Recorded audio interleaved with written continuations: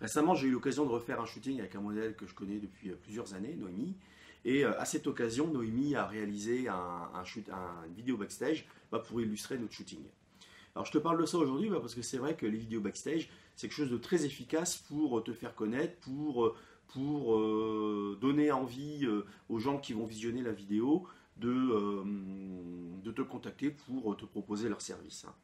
Alors Noémie, elle vient toujours accompagner à chacun de ses shootings et en fait elle confie le soin à la personne qui l'accompagne de filmer le shooting avec un smartphone, donc tu vois, tout le monde peut le faire. Hein. Et puis donc elle, à l'issue du shooting, en fait elle fait un montage. Moi je suis pas du tout intervenu bien sûr dans la composition de la vidéo backstage. J'ai simplement cherché à l'alimenter au plus vite un peu de la vingtaine de photos qui émergeaient tout de suite là lorsque j'ai fait l'editing du shooting pour qu'elle puisse les incorporer dans la vidéo, un peu pour illustrer les poses qu'elle prenait, etc. Enfin, tu vois ce que je veux dire. Donc le setup pour ce shooting est assez simple. Hein. Je prends tout simplement mon Pentax K1 avec deux focales fixes, donc mon 85 mm 1.4 et un 50 mm 1.7. Bon, dans ma besace, j'ai aussi mon 24-70 de 8. Je l'embarque avec moi tout simplement pour si éventuellement j'ai besoin d'un grand angle. Donc c'est pour ça que je prends mon 24-70. En plus, j'utilise mon flash Cobra, hein, auquel j'adjoins un dôme, tu vois, un diffuseur. Ça c'est vraiment pour déboucher les ombres. Alors comme tu le verras dans la vidéo, en plus Noémie elle avait une robe laine en laine blanche, donc tu vois, voilà. Donc ça me servait simplement à déboucher les ombres et puis ajuster les contrastes. Hein. Sinon en termes de prise de vue, je travaille en DNG hein, pour les shootings mode. Ça me permet éventuellement vraiment d'avoir le maximum de données pour optimiser chaque photo. En termes d'ouverture, par exemple pour le 85 mm, je travaille en ouverture en AF2. Et puis pour le 1.7, je travaille à 2.8. Voilà, donc je t'invite à visionner cette vidéo. Et puis nous on se retrouve à l'issue de cette vidéo où là je vais commenter certaines photos pour que tu voyes un peu comment je travaille. Allez, à tout de suite.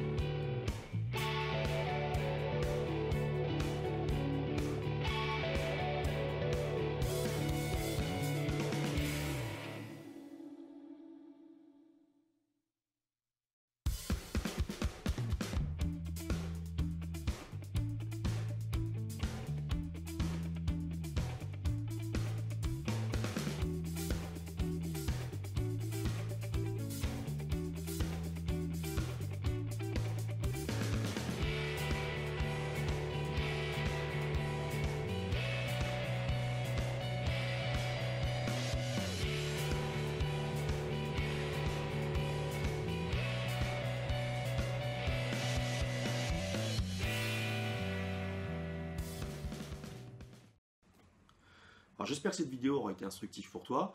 Là je vais commenter quelques images et puis pour que tu voyes un peu comment je travaille, comment j'organise ma séance, en espérant que ça puisse encore une fois t'alimenter et puis t'apporter des idées. Hein. Alors en début de séance, tu vois, je travaille toujours plutôt avec des poses assises, le temps un petit peu que l'ambiance se crée. Parce que bon, en étant assis, en général, les modèles ils sont plus à l'aise. Hein. Alors tu as vu, là je commence toujours par des vues globales et puis après je commence à m'approcher. Hein. J'essaye de changer les points de vue. En fait, c'est ça ma stratégie pour un shooting. C'est moi qui bouge autour du modèle. Hein. C'est pas le modèle qui bouge. Le modèle, il prend une pause. Et puis moi, je m'approche, je m'éloigne, je tourne autour du modèle. Je prends un point de vue surélevé ou alors en contrebas, etc. Hein.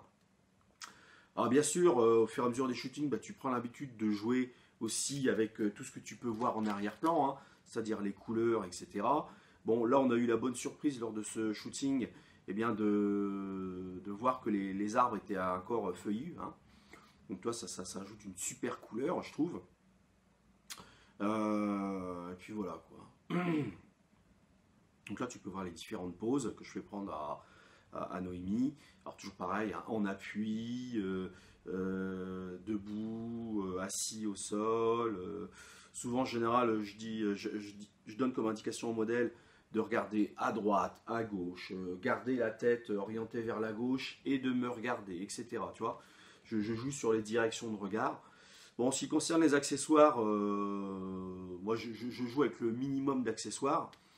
Bon, là en l'occurrence, on avait une paire de lunettes. Bon, on a joué avec ça.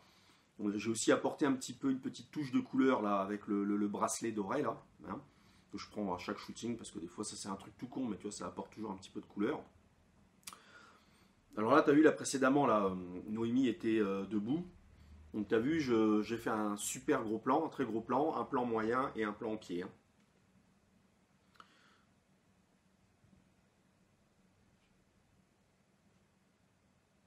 Alors toujours mes parapluies, tu vois, parce que bien sûr, hein, compte tenu de la saison, évidemment, heureusement que je l'avais d'ailleurs.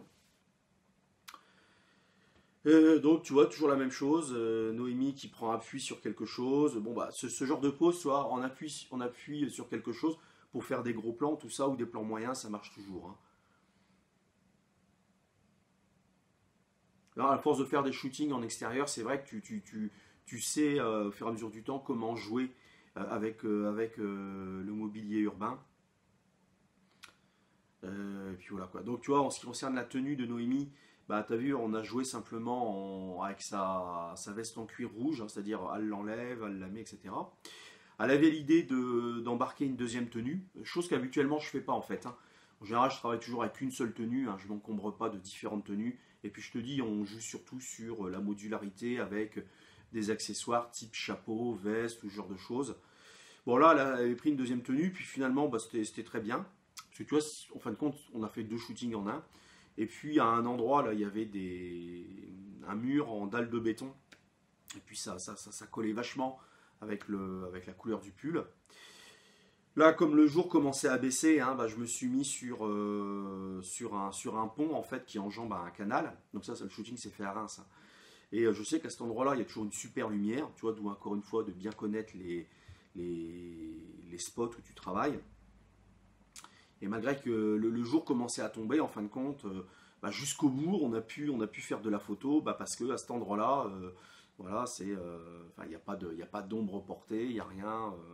Donc on a pu vraiment bénéficier des dernières lueurs du jour ce jour-là. Hein. Et puis on a terminé le shooting, genre il était 16h30, tu vois, tout cassé quoi. Donc voilà comment je travaille, tu vois, finalement j'indique une pose à un modèle, et moi je tourne autour du modèle, je m'approche, je m'éloigne, parce que vu que j'ai une focale fixe, hein, je ne peux pas zoomer, mais comme je te l'avais déjà dit lorsque je t'avais parlé la première fois de la focale fixe, justement, je trouve que c'est un excellent outil justement pour apprendre à composer, pour apprendre à se situer par rapport à son sujet, et voilà quoi. Donc c'est pour ça que moi je m'approche, je m'éloigne, etc. En général, je cherche plutôt à faire une première vue en pied du modèle et je m'approche. Ou alors inversement, soit que je suis dans l'idée au départ de faire plutôt un gros plan, et après je m'éloigne, tu vois. Et ou alors je tourne autour du modèle, enfin, et où je tourne autour du modèle, je prends un point de vue surélevé, etc. Voilà. Comme tu as pu le voir là sur les poses où on voit Noémie allongée là sur un parterre de feuilles sèches, bah, tu as vu en fait de surélever la scène, etc. Ça change complètement l'ambiance et la couleur d'arrière-plan sur la photo. C'est vrai que quand on fait un shooting, au début, on ne fait pas suffisamment attention à l'arrière-plan. Bon, même qu'on est plus expérimenté. Mais enfin, bon, c'est vrai aujourd'hui, quand tu fais un shooting en extérieur, à moins d'être dans un parc, tu auras toujours des panneaux, tu auras toujours des voitures. Bon, c'est tout, hein, c'est l'époque qui veut ça. Et donc, c'est pas toujours évident. Hein. Donc, moi, je suis surtout sensible à la couleur d'arrière-plan, en fin de compte. Et voilà. Le conseil que je peux te donner, c'est que, encore une fois, moins c'est plus. Et ce qui est efficace, je trouve, c'est plutôt des choses, des arrière-plans extrêmement simples. Tu vois, une texture, tu vois, un mur de briques, un mur de béton, un mur en pierre, une texture de crépi, etc. Comment dire, des panneaux de bois, etc. Plus l'arrière-plan est simple, mieux c'est. Hein. Et c'est pareil d'ailleurs finalement même pour la scène. Hein. Moi je trouve que plus la composition est simple, mieux c'est. Il ne faut pas chercher à abuser des accessoires, des choses comme ça. Il faut qu'il y en ait par petites touches, tu vois. Ça peut être simplement un bracelet pour apporter un peu de couleur, hein, surtout là, la saison à laquelle on est, en hiver, bon voilà. Bon là en l'occurrence on jouait avec une paire de lunettes parce qu'en fait avec Noémie on a le projet de faire une séance photo pin-up et puis à chaque fois en fin de compte par rapport à nos différentes contraintes de calendrier on n'arrive pas à se faire ce shooting au moment où il faut et donc c'est pour ça là qu'on est un peu parti dans l'idée de faire un shooting genre un peu pin-up mais tu sais automne quoi tu vois. Donc voilà pourquoi j'avais cette paire de lunettes là en fait, hein, pour tout te dire. Voilà. Alors moi j'aime bien faire de temps en temps ce genre de shooting parce que voilà, tu prends ton temps, t'as pas de pression, t'as pas de contraintes. Là le but c'est simplement d'alimenter ta page et puis partager des photos sur des groupes Facebook enfin, pour que tu aies une actualité en fait. Hein, donc voilà quoi. C'est vraiment des choses que je fais sans pression. Et puis ça t'amène toujours tout un tas de contacts en fait. Moi je suis toujours surpris lorsque j'édite, lorsque je partage mes photos sur des groupes Facebook ou même sur ma page, via justement le partage que font certains de mes photos, eh bien, je me retrouve toujours avec un afflux de nouvelles personnes qui suivent mon travail et ou qui spontanément me proposent des collaborations. Hein. Donc ça sert à ça, encore une fois, d'avoir une actualité et puis de faire, encore une fois, ce que j'appelle du gratuit.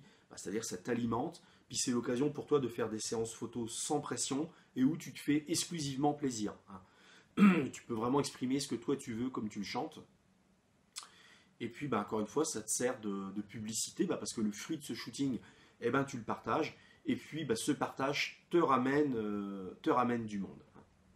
Donc, c'est pour ça que je ne peux que te conseiller de faire ce type d'opération. Et encore une fois, via une vidéo backstage, en plus, l'effet est démultiplié. Voilà, c'est tout pour aujourd'hui. J'espère que cette vidéo t'aura intéressé. Et puis, n'hésite pas à la partager si tu penses que ça peut être utile à d'autres personnes. Et puis, nous, on se dit à bientôt dans une prochaine vidéo. Allez, salut!